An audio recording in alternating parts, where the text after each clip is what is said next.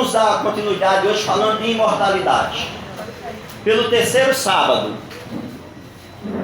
Nos primeiros sábados nós mostramos aqui que a imortalidade se encontra nos trechos bíblicos. Rapidamente passando para a gente não perder tempo. A presença de Salomão a Saul é uma prova dentro dos textos bíblicos de que ali já a imortalidade está expressa ali. Dentro dos evangelhos do Cristo, a presença do Cristo junto com Moisés e Elias no Monte Tambor. Moisés desencarnou há 1300 anos, Elias há 900 anos, eles estão ali juntos. Rapidamente, a presença do Cristo na ressurreição, a imortalidade da alma. Alguém pode dizer, mas isso era Jesus. Mas se você for ler seus textos, ele diz, olha, vocês são deuses. Vocês podem fazer tudo que eu faço e muito mais. Então basta a gente se preparar que um dia quando a gente estiver bem elevado, quando eu desencarnar eu vou aparecer assim, igual Jesus, para os outros verem. Ele falou que nós somos Deus, faremos tudo que ele faz, só não falou que é agora. Porque ele está muito além da gente. Em moralidade, em conhecimento, em espiritualidade, né? Mas nós já sabemos disso. Falamos sobre imortalidade da alma com experiências quase morte, que são inúmeros os relatos, né? E nós entramos dentro da doutrina espírita. O que é que o Espiritismo nos diz sobre imortalidade da alma? Aí nós, sábados, já entramos no Espiritismo e nós colocamos aqui, ó, com esse roteiro que nós temos aqui, que é o primeiro roteiro, que são os 5 livros da codificação. O livro dos Espíritos, o livro dos Médiuns, o Evangelho segundo o Espiritismo tão falado, o Céu, o Inferno e a Gênesis. Isso é um roteiro para que a gente possa ultrapassar essa ponte do invisível. Até então existia uma fronteira que hoje a ciência, falando tanto de ciência hoje, né? A ciência, através das experiências de quase morte, estão nos dando um auxílio para os descrentes.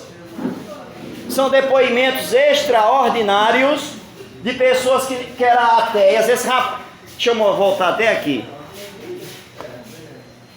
Esse aqui é um neurocirurgião americano. Tem livros e tem inúmeros vídeos no YouTube ele dando depoimento dele. Neurocirurgião de Harvard. Era um cético. Ele passou pela experiência de quase morte. Quando ele voltou de lá para cá, ele disse, não, existe vida do outro lado. Na concepção dele, mas ele inclusive escreveu um livro, narrando tudo que ele vivenciou enquanto estava em estado de coma. Nós mostramos, trouxemos a reportagem, mostramos o vídeo, mas nós não vamos até hoje, senão a gente fica aqui mesmo. Aí entramos na imortalidade, aonde a doutrina espírita vai nos proporcionar, eu não preciso passar pela experiência de quase morte, para que eu possa me certificar do que acontece do outro lado da vida.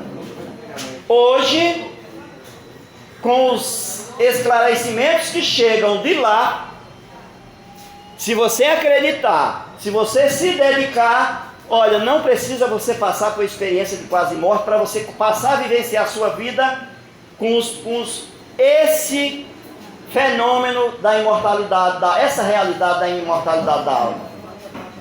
Então, o que é que nós mostramos aqui? Primeira coisa que os Espíritos esclareceram para a gente, rapidamente. Se a minha vida continua, se eu sou imortal, mas eu a desencarnar, meu corpo, ele entra em decomposição. Eu me liberto do corpo. Porque ou é sepultado, ou é cremado. Se for cremado, a verdade ainda é maior, né? O que é que sobra de mim quando o meu corpo é cremado, para eu continuar vivo, né? Então eles aqui vão nos trazendo, vão nos esclarecendo, Porque já no texto bíblico tradicional nosso, o apóstolo Paulo já falou que nós temos corpos físicos e corpos espirituais. A gente ressuscita corpo físico e ressuscita corpo espiritual. Aqui a espiritualidade maior só vem trazer os mecanismos e os recursos, como é que isso acontece. Então ele diz aqui, ó, isso é no livro dos Espíritos, Allan Kardec perguntando aos espíritos, com relação, o que é que comprova a individualidade da nossa alma? De vez que quando não tem mais corpo material, quando a gente perde o corpo, como é que a gente mantém a nossa individualidade? Então, Kardec pergunta como é que isso se dá, e os espíritos respondem que nós continuamos num corpo fluídico, que é o corpo espiritual que a gente conhecia. Ele diz, olha, continua a ter um corpo fluídico, que ele é próprio, tirado da atmosfera do seu planeta, e que guarda a aparência de sua última encarnação, ou seja, seu perispírito. Por isso que a gente vê os espíritos lá em nosso lar, com um aspecto que tinha aqui. Mas ali ele não está no corpo físico, ele está no corpo fluídico, energético, que tem as mesmas funções, as mesmas finalidades do nosso, só é rarefeito. Aí ali eles colocam que é essa chave chamada corpo espiritual, que nós vamos compreender com profundidade essa realidade. Por exemplo, como é que a gente vive lá, como é que a gente sofre lá, como é que a gente é feliz, como é que a gente pode auxiliar os outros que estão aqui ou obsediar. Porque até então a questão da obsessão, nós conhecíamos o obsessor por demônio, como se fosse uma criação extra que viesse nos afugentar. Nós aqui aprendemos que os que nos obsediam é aqueles a quem nós estamos acompliciados, ou por motivo dos nossos vícios. São os mesmos homens. Então nós vimos aqui que nós temos um corpo lá, e nós mostramos aqui o que é que nós somos. Quase todo sábado a gente vê essa imagem, para a gente não esquecer jamais. Nós somos esse conjunto de coisas, essas três partes. Nós aqui encarnados somos essas três partes. Essa chamazinha ali que nós chamamos de espírito, de alma, chama o que a gente quiser. É isso que faz o nosso corpo funcionar. É isso que faz a gente pensar. É essa chama que faz eu amar ou odiar. Eu tenho o corpo espiritual, que é com esse que eu estou do outro lado, e tenho o corpo material, que é esse que a gente aqui vivencia. Nós já falamos sobre isso também. Aí começam as condições lá, eles dizendo, o espírito, aquela chama ajustada ao corpo espiritual, no mundo espiritual, não deixa de ser a continuação da personalidade outrora encarnada. E dessa forma pode conservar nas esferas espirituais as mesmas virtudes. Se você aqui é virtuoso, tu continua virtuoso lá. Ou as mais paixões e perturbações de quando encarnado. Como nós aqui citamos, nós trabalhamos pelo menos pelo socorro. Quando a gente chega lá, ter pelo menos o mérito do socorro. Muitas dessas criaturas aqui continuam mantendo a mesma ideologia, as mesmas vontades, os mesmos desejos. Muitos são acolhidos, nós vamos ver hoje aqui, e naquelas instituições como o nosso lar, nós começamos a nossa reeducação. Se nós já tivermos uma capacidade que nós poderemos prestar serviço lá por um período longo, eles nos aproveitam a nossa tarefa lá de aperfeiçoamento servindo. Se a gente ainda for corações endurecidos, brutalizados, o que é que eles fazem? Planejam a encarnação para você vir para cá. Mas entre você estar nas regiões sombrias e estar aqui encarnado, é 1000 vezes você está encarnado. Ainda ontem eu estava fazendo uma exposição, essa noite estava falando para as pessoas. Alguém me fez uma pergunta e eu falei, olha, Para muita gente, ele está aqui encarnado, é a melhor coisa que ele já alcançou, é estar encarnado aqui. Tem uns que estão apenas tirando um tempo aqui, vai para regiões sadias. Mas tem outros que mesmo ele aqui, num farrapo de corpo humano, ele está em condições melhores do que se ele se libertar daquele corpo.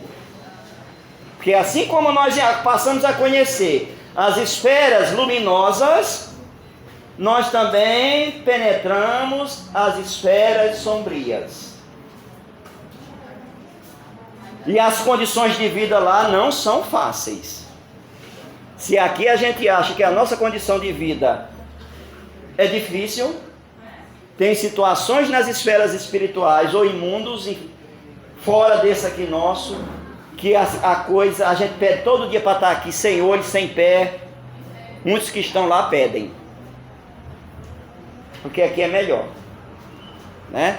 Então, lógico que tem lugares melhores, mas isso são nos lá e nessa condição de justiça divina, dessa imortalidade que nós somos, dessa universalidade. Nós fazemos parte do universo. Nós somos uma célula do universo. Dentro dessa universalidade, nós estamos sobre a lei divina. Dentro da nossa linguagem jurídica, que a gente aprende hoje, né? Não precisa nem a gente ser jurista. Nós estamos na vara da justiça divina. Estamos sob vara. Que isso é um vocabulário jurídico, né? Quando a gente está sendo, né, ali na justiça divina. Então, todos nós aqui estamos nessa lei. Não tem privilegiado, a lei é única para todos. Eu costumo dizer, nós falamos tanto em Constituição, em leis, e que nós temos que mudar a Constituição. Sabe qual é a Constituição dos mundos felizes? O Evangelho. Sabe qual é a Constituição que rege lá? A solidariedade, o amor, a caridade, está tudo dentro do Evangelho de Jesus. Não tem outra Constituição lá do que essa. Aqui a gente está precisando das nossas. A gente vai lá, mexe, coloca aqui, bota um ponto aqui, bota uma interrogação ali, bota emenda para cá, emenda para lá. Nos mundos felizes, a Constituição que lá prevalece é o amor e a solidariedade entre todos. Alguém pode dizer, isso é muita fantasia desse cara. Pois é. Lá para nós é fantasia, para eles é realidade. E eu estou doido para ir para lá, não consegui ainda, né? Estou louco para ir para essa sociedade e ainda não consegui, né? Mas nós chegaremos lá. O bom que aqui nós aprendemos, que também nós um dia seremos bons. Vamos teimar tanto, né? Vamos brigar tanto, vamos bater o pé igual nossos filhos fazem com a gente. Às vezes a gente quer que nosso filho vá para a escola, ele bate o pé e diz que não vai. Aí vai e não passa de ano, a gente fica revoltado com ele. Nós também estamos, diante da grande lei universal, nós também estamos nessa lei. Nosso Pai Celestial bota na escola, bota no educandário. Ele só não fica com raiva e magoado como a gente fica com os nossos. Ele tem compreensão. Porque Deus é maior do que todos nós e Deus não pode magoar, Deus não pode ter raiva de ninguém. Deus não pode odiar ninguém, pelo menos esse é o Deus que a gente conhece, né? Então nós estamos dentro desse padrão. Pelo menos é isso que nós acreditamos. E eu acredito que mesmo que eu acho que a gente não está muito equivocado, não. Se tiver algum equívoco, deve ser pouco. E a gente achar que o bem prevalecerá, que a solidariedade reinará, né? Que a compreensão reinará. Eu acredito que eu não esteja muito errado dessa realidade, não. Talvez essa realidade não seja realidade para hoje, mas será um dia. Pelo menos nós temos essa perspectiva, né? E continua ele aqui, ó. As condições, pronto, o que nós falamos aqui. Isso também está no livro dos Espíritos. Primeiro livro que os Espíritos conseguiram responder questões de Allan Kardec. A questão é 402. Isso aqui é apenas um resumozinho do que nós encontramos lá. E os Espíritos dizem assim, olha: para a grande massa dos homens, por ocasião da morte, irão para mundos inferiores à terra, onde os chamam antigas afeições, ou talvez buscarão prazeres mais deprimentes, ainda do que os daqui. Vão aprender doutrinas ainda mais vis, mais inferiorizadas, ignóbeis e mais nocivas do que as que são professadas aqui no nosso meio. Então, eu falei disso sábado, isso serve para nós religiosos, que aqui nos intitulamos que nós temos a chave do céu, e quando nós chegamos lá não achamos a chave, a gente fica revoltado e se desequilibra. Eu tenho alguns relatos dentro da literatura espírita sobre isso. Então, muitos de nós ainda vamos nos alimentar de doutrinas ainda mais inferiorizadas do que a que nós temos aqui, de ideias de sociedade muito mais deprimentes do que a nossa. Tem mundos assim. Porque basta a gente analisar dentro desse panorama que nós aqui começamos a vislumbrar. Se os mal daqui estão lá, o mal religioso daqui vai para onde? Tem mal religioso aqui? Em que doutrina tem mal religioso? Em todas, inclusive na minha. Inclusive na minha também tem. Essas criaturas, quando desencarnar, vão para onde? Se a vida continua, eles vão ficar fazendo o quê?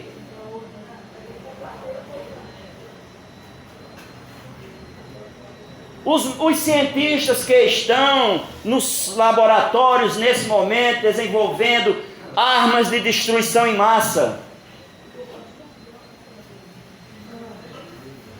aqueles que estão nos seus gabinetes planejando usufruir dos bens dos povos, levando miséria e desgraça para os povos, essas criaturas, quando desencarnar, vão para onde? Se a vida continua, eles vão formar agrupamentos lá. Vão formar agrupamentos lá. Vão formar sociedades onde eles estiverem, com as mesmas doenças que aqui eles têm. Aí nós imaginamos a continuidade da vida, e essas inteligências vão fazer o que do outro lado da vida, se elas só sabem fazer isso?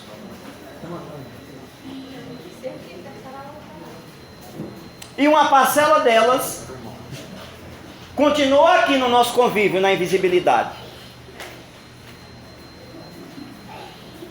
Aqueles que aqui estão encarnados servem de instrumento deles, seja em que corrente seja na corrente da política, da justiça, da religião, da ciência.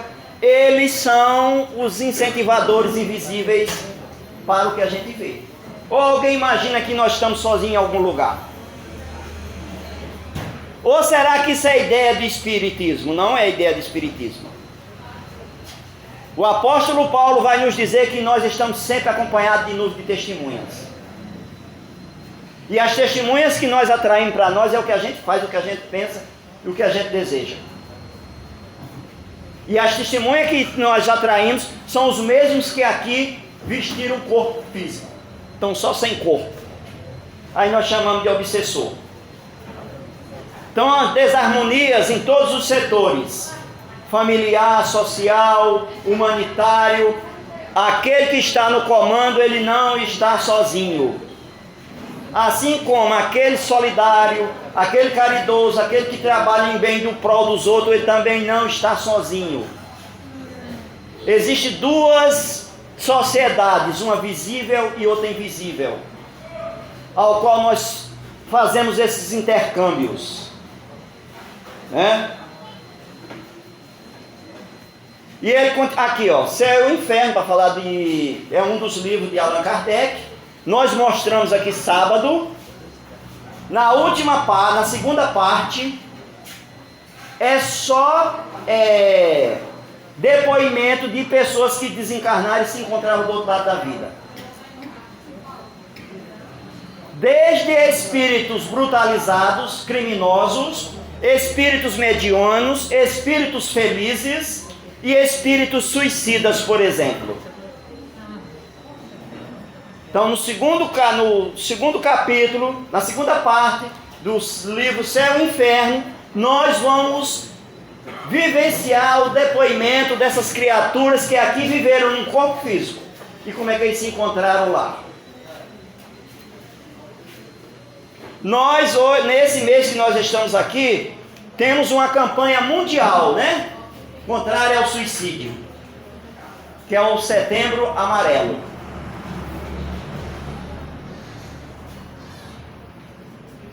No dia que nós nos conscientizarmos dessa verdade, que a vida continua, nós não vamos mais pensar em tirar a vida.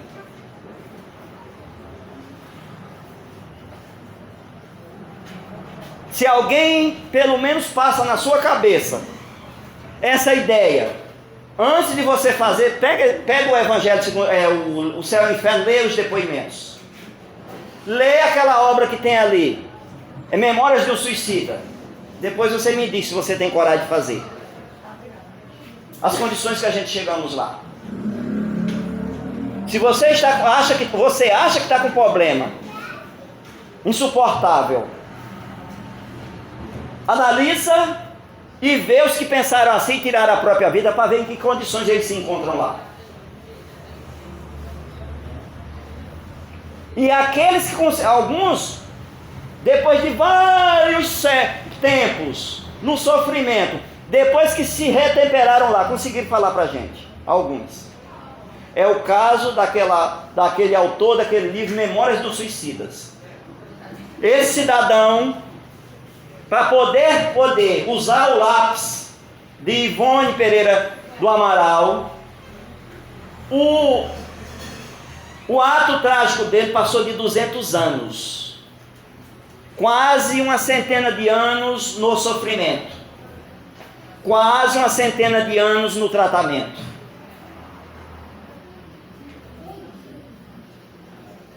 E o resumo dessa história. Ele tirou a vida lá em Portugal, né? Essa história. Ele tirou a vida por vaidade, por orgulho. Ele era um escritor famoso na época. E aos 60 anos, se a minha memória não me trair, ele perdeu a visão. Então, por orgulho e por vaidade, para que ele disse assim, para mim não ficar dependendo dos outros, eu vou tirar a minha própria vida. E deu um tiro na cabeça.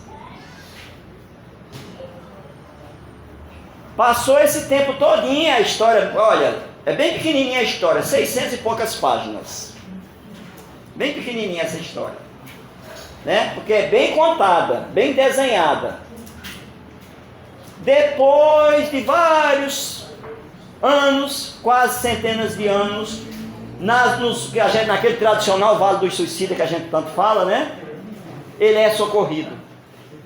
Ele é levado para um hospital espiritual onde ele passa por tratamentos. O tratamento que ele fala nós temos que ver.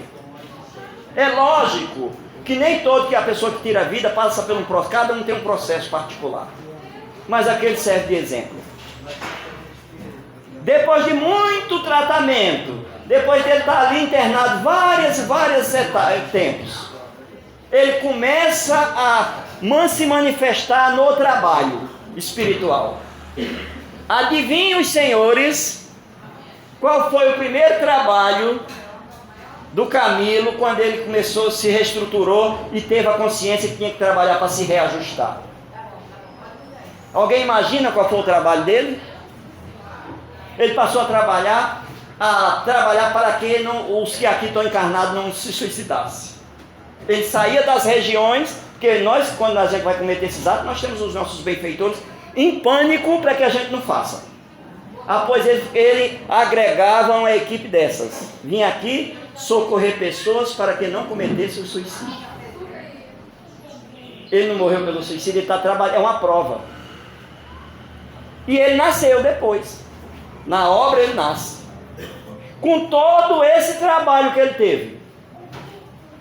Quando ele chegasse aos 60 anos, nessa encarnação, ele ia perder a visão de novo. Como prova. Então, se a gente achar que tirar a vida vai resolver nosso problema, posso dizer para os senhores, vai multiplicar, nós não temos o número da multiplicação. Cada um tem o seu, mas que não são poucos, não são. A literatura espírita em si tem inúmeros relatos de pessoas que tiraram a vida. Nenhum é um relato feliz, nenhuma. Tem umas mais atenuantes do que outras, mas nenhum são relatos felizes. E nem a vida acabou. Como a gente às vezes diz, eu vou tirar a minha vida porque a minha vida já não vale nada. Vale sim. Vale mais do que você tirá-la. Né? Então, no dia que a gente se conscientizar da imortalidade da vida, a gente pode estar na maior dificuldade possível. A gente vai arrumar outros meios. Jamais vai pensar, dizer, eu vou tirar a vida, eu vou acabar com ela. Dessa vida não presta. Se essa não presta, é essa que você tem, é essa que você tem que lutar para melhorá-la. Aqui nós aprendemos outros recursos. Se a minha vida está difícil, não é ninguém que fez ela difícil, foi eu mesmo. Analisa como é que tu vive. Se não for nessa, você vem de outra. Se não for de outra e você está em dificuldade, você pode estar na condição de missionário. Mas o missionário anônimo, às vezes a gente esquece que é missionário. Estamos aí na pandemia da Covid-19, morreu 600 mil pessoas, quase 600 no Brasil. Né? Muito triste. Nós sabemos, não vamos entrar no caso. Mas a pandemia do suicídio, olha, é muito maior no mundo. Muito maior porque ela é contínua e silenciosa. A gente às vezes vê falar em suicídio, que nada, isso deve morrer um por ano. Vale a pegar as estatísticas para você ver. Quantos suicídios e quantas tentativas. Então isso é uma pandemia silenciosa que caminha o homem desde os tempos primitivos, aonde o homem, ao se ver contrariado em suas vaidades, em suas mágoas, ele diz assim, eu vou acabar com ela. Isso não é de hoje. Mas a gente não tinha a mínima noção das consequências que isso causava. Tá certo que as nossas crenças tradicionais, com aquela imagem do Deus intolerante, afirmavam que quem tirava a vida não tinha mais chance nenhuma. O que nós estamos falando aqui não é uma crítica, mas é a realidade, nós vivemos dentro e todo mundo sabe disso. Hoje já está mais atenuado. Mas não muito longe, as nossas crenças tradicionais não encomendavam corpo de suicida. Nossas crenças tradicionais não permitiam acender vela para quem se suicidava. Tem uma determinada doutrina, até hoje, famosa no mundo, que os suicidas não são sepultados junto com os seus no mesmo cemitério. Tem um lugar reservado para sepultar os suicidas. Então a intolerância e a incompreensão das pessoas, e para os familiares que aqui ficam, porque ele já está lá no sofrimento, e os familiares que imaginavam que assim era, que o nosso ente querido estava nos mundos de sofrimento pela eternidade. Como nós dizemos aqui, a imortalidade abre uma porta para esse suplício. Esse suplício, como nós aqui abordamos um dos fatos, aonde esse cidadão, para que ele pudesse retornar à realidade e começar de novo, passou de 2 séculos, mas pelo menos é uma porta. Com certeza é mais consolador do que alguém imaginar que aquele que tirou a vida, ele vai ficar pelo sofrimento pela eternidade. Os espíritos maiores vêm nos mostrar um Deus de piedade, de caridade, de compreensão. Jamais ele vai deixar um filho dele pela eternidade nos sofrimentos eternos. O teu sofrimento está relacionado com a tua dívida. O teu sofrimento está relacionado com o teu aprimoramento, mas jamais será eterno. Mas com esses conhecimentos que nós vamos adquirindo, é melhor a gente ir eliminando o que vai nos causar sofrimento. É tão bom a gente ser feliz, a gente tanto quer ser feliz, né? A gente quer tanto viver em paz. Essa palavra, que palavra mágica, né? Paz. Mas essa paz a gente não compra no mercado, não compra na farmácia, a gente não compra no nosso templo, não tem na livraria do templo para vender. Essa paz é construída dentro de nós. É isso aí, né? Não tem lugar para vender, e não tem moeda que compre. Só tem a moeda, aquela que nós construímos dentro da gente. Paz e felicidade, nós são construções individuais de cada um de nós.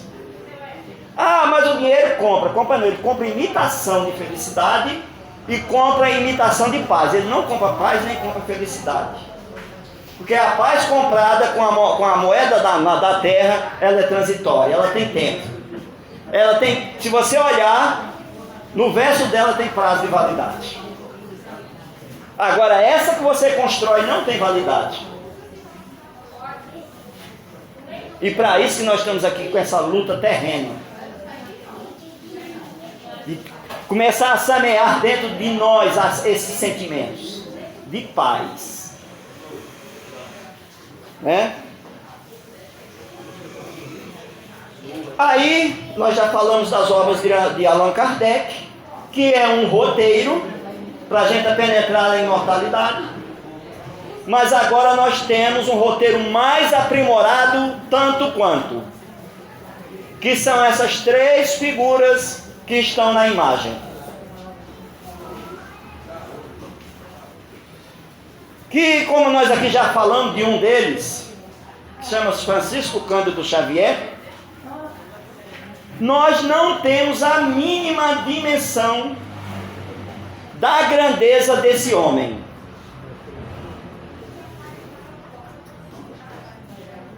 Qual foi o legado que ele deixou para nós? Essa criatura, pelas mãos dele, não é pelas mãos dele, incontáveis criaturas que aqui viveram puderam transmitir as lições que lá encontraram. As obras de Francisco Cândido Xavier já ultrapassa 500 obras. Eu já li bem uma parcelinha pequena.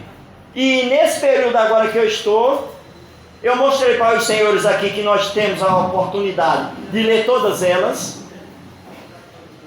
através daquele site que nós tanto falamos aqui, a Bíblia do Caminho. A gente abre lá, tá a quantidade de obras dele, está tudo lá para a gente ler. Eu já sei que nessa existência eu não vou conseguir ler todas, mas o que é que eu peguei por meta? Vou ler todos os prefácios dos livros.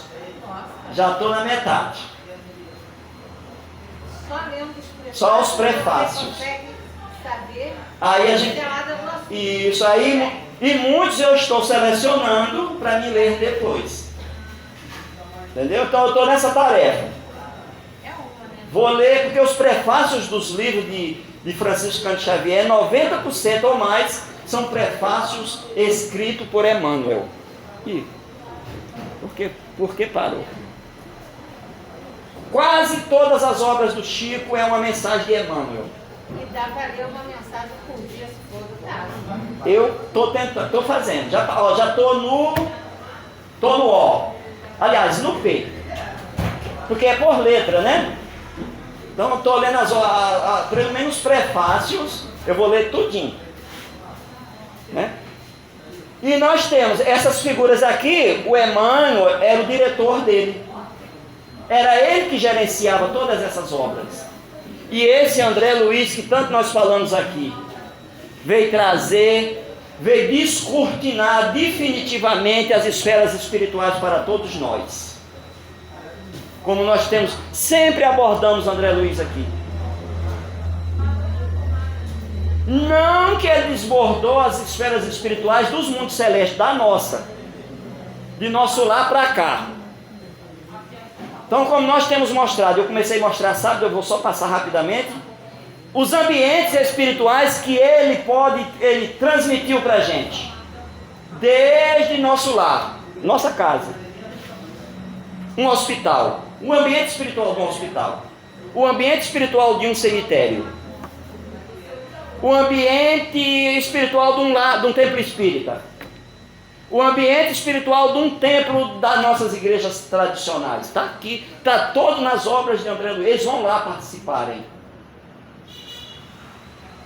O ambiente espiritual que tem ali na via pública. Alguém imagina que ali tem um ambiente espiritual? Tem uma população ali? Será que a gente pode dar para a gente acreditar nisso? Né? Em qualquer lugar que a gente tiver, a gente está acompanhando. Pode ir para cima daquele monte lá. Se não tiver, eu vou levar os meus. Tem uma correntezinha chamada indução fluídica, né? Uma corrente invisível que a gente vai puxando os nossos, para onde a gente vai. Aí a gente chega lá, a gente se associa com os que lá já tem. Mas nós nunca estamos sozinhos em lugar nenhum. Você está num cárcere? Nós não temos as nossas celas individuais, onde a pessoa fica lá, sem ter comunicação com ninguém vivo, mas os mortos, os segundos mortos, né? Estão mais vivos do que a gente. Eles vão lá. Aquela criatura que está lá, se ela tiver um pouquinho de equilíbrio, começar a orar, ela vai ser visitada pelos anjos. E às vezes a gente com essa polpa todinha de religioso, às vezes os anjos não têm tanta oportunidade com a gente. Olha, gente, temos mais de 10 mil cartas psicografadas por mães e pais e irmãos que chegavam lá em desespero. Dentro dessas obras do Chico, tem alguns livros que estão lá relatando, que estão lá catalogadas, selecionadas essas cartas. Só que o número que chega, é evidente que não está tudo nos livros, mais de 10 mil cartas Chico Xavier trouxe do mundo invisível para os vivos. Olha quantas almas ele consolou. Porque quando nós estamos falando de 10 mil cartas, uma família é constituída de quantas almas? Vamos dizer que os teimosos digam que aquilo é mentira. Porque tem alguns ainda, né? Teimosos, renitentes. Mas dentro daquela família, pelo menos a metade vai consolar. Agora, multiplique isso por 10 mil cartas. Como essa que nós estamos vendo aqui, ó. E tem depoimentos. Nós já aqui nos sábados anteriores, nós trouxemos um vídeo dessas mães dando depoimento. Nesse período dessas cartas, falar de espiritismo era quase crime. A intolerância, olha gente, era uma coisa sem medidas.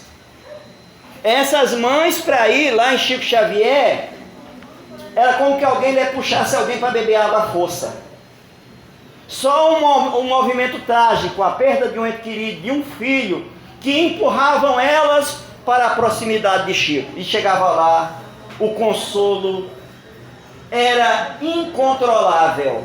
E dali elas saíam convencidas que Chico não era aquilo que elas pensavam. Que elas passavam a venerar Chico Xavier. Né? Então, essa aqui é a confirmação da imortalidade da alma. Depoimento daquelas criaturas que tinham partido para o outro lado da vida com coisas que só a família sabia. Com segredos, com relatos, às vezes trazendo o nome de pessoas que às vezes nem a família conhecia mais, de antepassados. Porque muitos, olha, a grandeza do Chico é tão grande em relação a isso, porque às vezes a gente diz, olha, o nosso ente querido desencarnou, eu queria tanto uma mensagem, mas ele se encontra às vezes numa situação ainda tão fragilizada, que ele não consegue dar a mensagem. Então, às vezes, a gente vai procurar nossas casas espíritas, onde tem, né? Pessoas que têm a capacidade de fazer a psicografia, mas aquela criatura, ela está tão fragilizada que ela não consegue. Mas, a grandeza fluídica do Chico era tão grande que ele conseguia amenizar o sofrimento daquele que ia dar a mensagem. E vinha, às vezes eles vinham ainda enfermos, trazidos pelos seus entes queridos para dar mensagem para as mães. Os livros, a literatura está recheada disso. Ele dizia, olha mamãe, eu não posso falar muito. Eu vim aqui trazido pelo vô Zé, pela avó Maria, pela tia não sei quem, que me trouxe. Então, a grandeza daquele ambiente que era proporcionado ali atraía essas criaturas.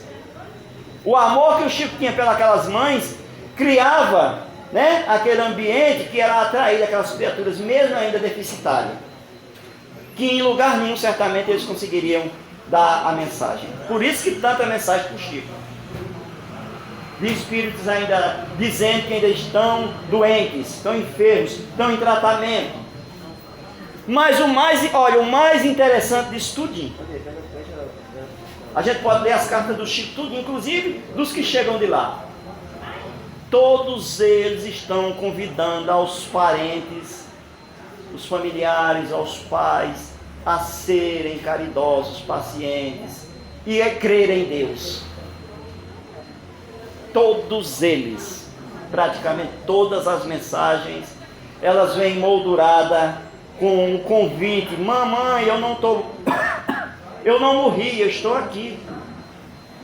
Seus sentimentos de mágoa me atingem. Isso não quer dizer que a gente não vai ter saudade dos nossos, mas a gente temos que ter equilíbrio na saudade que a gente tem. Saudade com desequilíbrio atinge quem está do outro lado da vida. Quantas e quantas mensagens chegam eles dizendo que as mágoas dele caíam como espinho neles, as lágrimas das mães desequilibradas, né? Então, essa realidade da imortalidade incontestável que eu tanto falo, né? Então, nós temos as cartas, temos, olha só, as coleções de livros. Nós falamos tanto de Evangelho, falamos tanto da nossa Bíblia Sagrada. Nesses livros aqui, o Emmanuel, ele explica quase todos os textos do Evangelho, com a luz deles. São coleções de livros, onde ele pega textos do Evangelho e explica. Nenhuma palavra de intolerância. Nenhuma palavra de um convite a gente atingir alguém. Nenhuma. Quando a gente às vezes desvia do caminho é porque ainda é nosso. A grandeza a luz que ele coloca dentro dos ensinamentos de Jesus é uma coisa inimaginável, sempre nos convidando à caridade, à compreensão, à paciência, à tolerância, à esperança, porque com a imortalidade a esperança não tem tempo. Essas obras aqui, ó, coleção Fonte Viva, tá por aqui, ó, Emmanuel, aqui, ó, aquela coleção ali, essa coleção aqui embaixo, é tudo texto do Evangelho explicado. Ele tira um texto e explica, faz uma carta desse tamanho. Assim como a gente traz um tema para abordar aqui, no livro ele aborda um item só, que é, olha, sensacional. Nós temos essas coleções aqui do Cristianismo Redivivo, lá do passado. Ele começa contando a história dele quando ele estava em Roma, como um senador. O Emmanuel era Publius Lentus quando Jesus caminhou em Roma, caminhou lá na Galileia. Ele era um senador desses famosos.